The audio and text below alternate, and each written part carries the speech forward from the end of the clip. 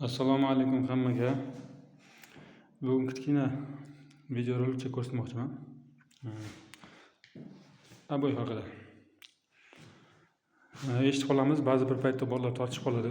Abo'yni tepadan pastga qarabmi, yo pastdan tepaga qarab tushiradimi? Ya'ni rulonni tepadan pastga tushiradimi, yo pastdan rulonni tepaga tortadimi?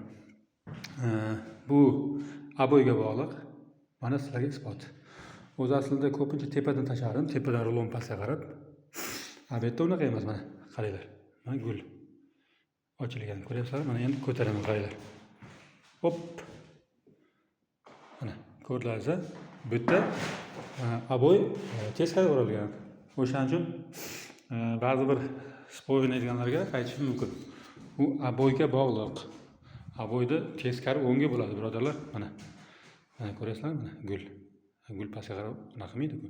Bu endi ustalarga, professional ustalarga tegishli emas, endi boshlaydigan bolalarga. Bu hech qanaqa bir aql o'rgatish emas, shunchaki bilib olsa yaxshi. Maslahat deydi-ku, maslahat. Sog' bo'lasizlar.